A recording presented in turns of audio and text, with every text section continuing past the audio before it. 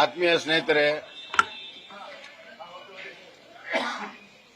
India ಅನ್ನುವಂತ ಒಕ್ಕೂಟದ ಸಭೆ ಬೆಂಗಳೂರಿನಲ್ಲಿ ಮಾಡಿದ್ರು. ಅದು ಯಾವ ಗಳಿಗೆಯಲ್ಲಿ ಮಾಡಿದ್ರು? ಈಗಾಗಲೇ ಮಮತಾ ಬ್ಯಾನರ್ಜಿ ಅವರು ಹೊರಗಡೆ ಹೋಗಿದ್ದಾರೆ. ಮುಂಬರುವಂತಹ ದಿನಗಳಲ್ಲಿ ಅಖಿಲೇಶ್ ಯಾದವ್ ಹೋಗ್ತಾರೆ ಮತ್ತು ಕೇಜ್ರಿವಾಲ್ ಹೋಗ್ತಾರೆ. ಕೊನೆಯದಾಗಿ ಶರದ್ ಪವಾರ್ ಕೂಡ ಆಚೆ ಬರ್ತಾರೆ. ಆಗೋದೇ ಅಷ್ಟು. ನಿತೀಶ್ ಕುಮಾರ್ಗೆ ಆಗಲೇ ಒಂದು ಕಾಲ ಹೊರಗಡೆನೇ ಇದೆ ಈಗಾಗಲೇ. ಹೀಗಾಗಿ ಇಂಡಿ ಒಕ್ಕೂಟ ಮುಂದಿನ ದಿನಗಳಲ್ಲಿ ಇರೋದಿಲ್ಲ. ಆ ವಿರೋಧ ಪಕ್ಷದ ಮಿತ್ರ ಪಕ್ಷದವರೇ ಕಾಂಗ್ರೆಸ್ ನಂಬಕ್ತಾ ಇರಲ್ಲ. ಇವತ್ತು ಅಲ್ಲೇನಾದ್ರು ಚಿತ್ರ ಆಗಿದ್ರೆ ಕಾಂಗ್ರೆಸ್ ಪಕ್ಷದಿಂದನೇ, ಕಾಂಗ್ರೆಸ್ ಪಕ್ಷದ ವ್ಯವಹಾರದಿಂದ, ಕಾಂಗ್ರೆಸ್ ಪಕ್ಷದ ನಡತೆಯಿಂದ ಇವತ್ತು ಎಲ್ಲರೂ ಕೂಡ ಬೇಜಾರಾಗಿ ಇವತ್ತು ಹೊರಗಡೆ ಬರ್ತಾ ಇದ್ದಾರೆ. ಹೀಗಾಗಿ ಬರುವಂತಹ ದಿನಗಳಲ್ಲಿ ಕಾಂಗ್ರೆಸ್ಗೆ ಭವಿಷ್ಯ ಖಂಡಿತವಾಗೂ ಇಲ್ಲ. ನರೇಂದ್ರ ಮೋದಿಯವರು 3ನೇ ಬಾರಿ ಪ್ರಧಾನಮಂತ್ರಿ ಆದ ನಂತರ ಹಂಗೆ ಇಂಡಿಯಾ ಚಿತ್ರ ಆಗಿದೆ, ಕಾಂಗ್ರೆಸ್ಸು ಕೂಡ ಒಡಕು ಉಂಟಾಗುತ್ತೆ ಅನ್ನುವಂಥದ್ದು ರಾಜಕೀಯ ಪಂಡಿತರ ಲೆಕ್ಕಾಚಾರ. 2024ರಲ್ಲಿ ಹಾಗೆ ಆಗುತ್ತೆ ಅಂತ ನಮಗೂ ಕೂಡ ವಿಶ್ವಾಸ. ಬೆಂಗಳೂರಲ್ಲಿ ಸಭೆ ಆದಾಗ INDA ಹೆಸರನ್ನು ಇಡುವುದಕ್ಕೆ ಪ್ರಮುಖ ಪಾತ್ರ ವಹಿಸಿದೆ ಮಮತಾ ಬ್ಯಾನರ್ಜಿ. ಹೌದು. ಯಾರು ಇದನ್ನು ಕಾಯಿನ್ ಮಾಡಿದವರೇ ಮಮತಾ ಬ್ಯಾನರ್ಜಿ ಅವರು. ಪಾಪ ಅವ್ರಿಗೆ ಬ್ರಹ್ಮ ನಿರಸನ ಆಗಿದೆ. ಬಹುತೇಕವಾಗಿ ಅಂತಿರ್ಬೋದು, ನಾನು ಯಾಕಾದ್ರೂ ಆ ಸಭೆಗೆ ಹೋದೆ, ಯಾಕಾದ್ರೂ ಈ ಹೆಸರನ್ನು ನಾನು ಕೊಟ್ಟಿನಿ ಅಂತ ಇವತ್ತು ಅವ್ರಿಗೆ ಪರಿತಾಪ ಆಗ್ತಿರ್ಬೋದು. ಆದ್ರಿಂದ ಇವತ್ತು ಆ ಇಂಡಿ ಒಕ್ಕೂಟಕ್ಕೂ ಭವಿಷ್ಯ ಇಲ್ಲ, ಕಾಂಗ್ರೆಸ್ಗಂತೂ ಮೊದಲೇ ಇಲ್ಲ. ಸಂಬಂಧಪಟ್ಟಂತೆ RSSನವರು ಒಂದೆರಡು ಮೂರು ಹೆಸರು ಶಿಫಾರಸ್ ಮಾಡಿದ್ದಾರೆ ಅನ್ನುವಂತ ಹೇಳಿಕೆ ವಿಜೇಂದ್ರ ಅವರು ಆಪ್ತರ ಬಳಿ ಮಾತಾಡಿದ್ದು, RSSನವರು ಗರಂ ಆಗಿದ್ದಾರೆ ಅಂತ ವಿಜೇಂದ್ರ ಅವರು. ಇಲ್ಲ, ನನಗೆ ಅದೆಲ್ಲ ಗೊತ್ತಿಲ್ಲ. ಆಪ್ತರ ಬಳಿಗೆ ಮಾತನಾಡಿರೋ ವಿಚಾರ ನಮ್ಗಂತೂ ಬಂದಿಲ್ಲ. ನಿಮ್ಗೇನಾದ್ರು ಬಂದಿದ್ರೆ ಗೊತ್ತಿಲ್ಲ.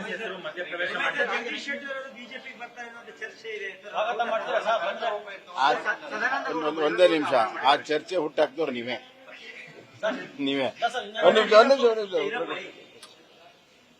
ನೋಡಿ, ಜಗದೀಶ್ ಶೆಟ್ಟರು ಅವರ ದೊಡ್ಡಪ್ಪ ದಕ್ಷಿಣ ಭಾರತದ 4 ಶಾಸಕರು, ಮೊದಲನೇ ಶಾಸಕರು, ಜನಸಂಘ ಶಾಸಕರಲ್ಲಿ ಒಬ್ರು, ಅವ್ರ ದೊಡ್ಡಪ್ಪವರು.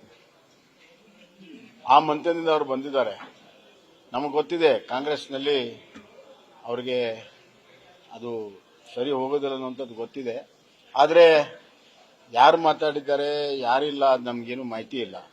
ಏನೇ ನಿರ್ಣಯ ಮಾಡೋದಿದ್ರು ಕೂಡ ಮೇಲೆ ಹೈಕಮಾಂಡ್ ನಿರ್ಣಯ ಮಾಡ್ತದೆ. ಏನು ಹೈಕಮಾಂಡ್ ನಿರ್ಣಯ ಮಾಡ್ತದೆ ಅದು ನಾವೆಲ್ಲ ಒಪ್ಕೊಳ್ತೀವಿ. ಹೈಕಮಾಂಡ್ ಏನ್ ನಿರ್ಣಯ ಮಾಡ್ತದೆ ಎಲ್ಲವನ್ನೂ ಒಪ್ಕೊಳ್ತೀವಿ.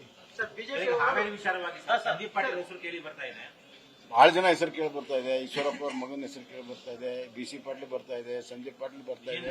ನಮ್ಮ ನೀವು ಯಾರು ಚರ್ಚೆ ಹುಟ್ಟಾಕ್ತಿರೋ ಏನೋ ಗೊತ್ತಿಲ್ಲ ನನಗೆ. ನಾನು ಹಾವೇರಿಯವನು, ನನಗೆ ಗೊತ್ತಿದೆ. ಆಕಾಂಕ್ಷಿಗಳು ಬಹಳ ಇದ್ದಾರೆ. ಯಾಕಂದ್ರೆ ಗೆಲ್ಲೋ ಚಾನ್ಸ್ ಬಿಜೆಪಿಗೆ ಜಾಸ್ತಿ ಇರೋದ್ರಿಂದ. ಮತ್ತು ಶಿವಕುಮಾರ್ ಉದಾಸಿ ಅವರು ನಾವು ನಿಲ್ಲಲ್ಲ ಅಂತ ಹೇಳ್ತಾ ಇದ್ದಾರೆ.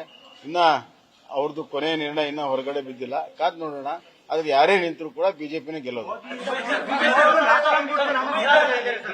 ಮಾಜಿ ಸಿಎಂ ಸತ್ತು 30 ವರ್ಷ ಆದ ಮೇಲೆ ಅವರಿಗೆ ಭಾರತ ರತ್ನ ಪ್ರಶಸ್ತಿಯನ್ನು ಬಿಜೆಪಿ ನಾಯಕರು ಕೊಟ್ಟಿದ್ದಾರೆ. ಅಂದ್ರೆ ಇದು OBC ಮೇಲೆ ಖಂಡಿತಕ್ಕಂಥದ್ದು, OBCಯನ್ನು ಓಲೈಕೆ ಮಾಡೋದಕ್ಕೆ ಅಂತ ಟೀಕೆ ಸರ್.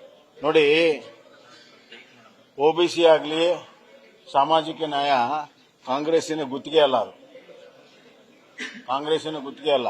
ನಮ್ಮ ಪ್ರಧಾನಮಂತ್ರಿಗಳು OBCಗೆ ಸೇರಿದವರು, ಗೊತ್ತಾಯ್ತಾ? ಮತ್ತು ಕರ್ಪೂರಿ ಠಾಕೂರ್ ಅವರು ಯಾವಾಗಲೂ ಕೂಡ ಕಾಂಗ್ರೆಸ್ ವಿರುದ್ಧ ಹೋರಾಟ ಮಾಡಿದವರು, ಎಮರ್ಜೆನ್ಸಿಗೆ ಜೈಲಲ್ಲಿ ಹೋದವರು, ಜನತಾ ಪಕ್ಷದ ಮುಖ್ಯಮಂತ್ರಿ ಆಗಿದ್ದವರು, ರಾಮ್ ಮನೋಹರ್ ಲೋಹಿಯಾ ಅವರ ಶಿಷ್ಯರು, ಜಯಪ್ರಕಾಶ್ ನಾರಾಯಣ ಶಿಷ್ಯರು. ಇವತ್ತು ನಮ್ಮ ಭಾರತೀಯ ಜನತಾ ಪಕ್ಷವು ಕೂಡ ಜಯಪ್ರಕಾಶ್ ನಾರಾಯಣ ವಿಚಾರ, ರಾಮ್ ಮನೋಹರ್ ವಿಚಾರ ಇಟ್ಕೊಂಡೇ ಮುಂದೆ ಹೋಗ್ತಾ ಇದ್ದೇವೆ. ಹೀಗಾಗಿ ನಮ್ಮ ವಿಚಾರಧಾರೆಗೂ ಇದ್ದಾರೆ. ಮತ್ತೆಲ್ಲಕ್ಕಿಂತ ಹೆಚ್ಚಾಗಿ ಅವರು ದೀನ ದಲಿತ ಮತ್ತು ಹಿಂದುಳಿದ ವರ್ಗದ ಧ್ವನಿಯಾಗಿ ಕೆಲಸ ಮಾಡಿದವರು. ಯಾರು ಇಲ್ಲದೆ ಇರುವಾಗ one of the ಪೈನರ್ and first leader who fought for the social justice. ಆಮೇಲೆ ಅವ್ರನ್ನ ಇಟ್ಕೊಂಡು ಉಳ್ಕಿದವರೆಲ್ಲ ಮುಂದೆ ಬಂದವರು. ಹೀಗಾಗಿ ಅವರಿಗೆ ಭಾರತ ರತ್ನ ಕೊಡೋದರಲ್ಲಿ ಅತ್ಯಂತ ಯೋಗ್ಯವಾದಂಥ ಕೆಲಸ ಆಗಿದೆ. ಇವರೆಲ್ಲ ಅಧಿಕಾರದಲ್ಲಿದ್ದಲ್ಲ ಕಾಂಗ್ರೆಸ್ನವರು, ಯಾಕೆ ಕೊಡಬಾರ್ದಾಗಿತ್ತು? ಈಗ ನಾವು ಪ್ರಣಬ್ ಮುಖರ್ಜಿ ಕೊಟ್ಟಿದ್ದೀವಿ, ಒಳ್ಳೆ ಕೆಲಸ ಮಾಡಿದ್ದಾರೆ ಅಂತ. ಅಬ್ದುಲ್ ಕಲಾಂ ಅವ್ರು ಕೊಟ್ಟಿದ್ದೀವಿ. ಯಾರು ಸಮಾಜದಲ್ಲಿ ಒಳ್ಳೆ ಕೆಲಸ ಮಾಡಿದ್ದಾರೆ ಅವರಿಗೆ ಗುರುತಿಸಿ ಅತ್ಯುನ್ನತ ಪದವಿಯನ್ನ, ಪದ್ಮಶ್ರೀ ಇರ್ಬೋದು, ಪದ್ಮವಿಭೂಷಣ್ ಇರ್ಬೋದು, ಭಾರತ ರತ್ನ ಕೊಡುವಂತ ಕೆಲಸವನ್ನ, ಉತ್ಕೃಷ್ಟವಾದಂತ ಅವ್ರನ್ನ ಹುಡುಕಿ ಕೊಡುವಂತ ಕೆಲಸವನ್ನ ನಮ್ಮ ಪ್ರಧಾನಮಂತ್ರಿ ನರೇಂದ್ರ ಮೋದಿ ಅವರು ಮಾಡಿ ಆ ಸಾಲಿಗೆ ಇವರು ಸೇರ್ತಾರೆ. ಅಂಬೇಡ್ಕರ್ಗೆ ಎಷ್ಟು ವರ್ಷ ಆದ್ಮೇಲೆ ಭಾರತ ರತ್ನ ಸಿಕ್ತು? ಯಾಕೆ ಕಾಂಗ್ರೆಸ್ನವ್ರು ಕೊಡ್ಲಿಲ್ಲ? ಯಾರು ಕೊಟ್ಟರು ಅಂಬೇಡ್ಕರ್ ಅವರಿಗೆ ಭಾರತ ರತ್ನ? ಹಿಂಗಾಗಿ ನ್ಯಾಯ ಸಿಗ್ತಿರೋದೇ ಇವತ್ತು ಎಲ್ಲ ವರ್ಗದವರಿಗೆ, ಹಿಂದುಳಿದ ವರ್ಗದವರಿಗೆ, ಎಲ್ಲ ದೀನದಲಿತರಿಗೆ ನ್ಯಾಯ ಸಿಗ್ತಿರೋದೇ ಭಾರತೀಯ ಜನತಾ ಪಕ್ಷ. ನ್ಯೂಸ್ ಫಸ್ಟ್ ನಿರ್ಭೀತಿಯಿಂದ ನಿಮ್ಮ ಪರವಾಗಿ.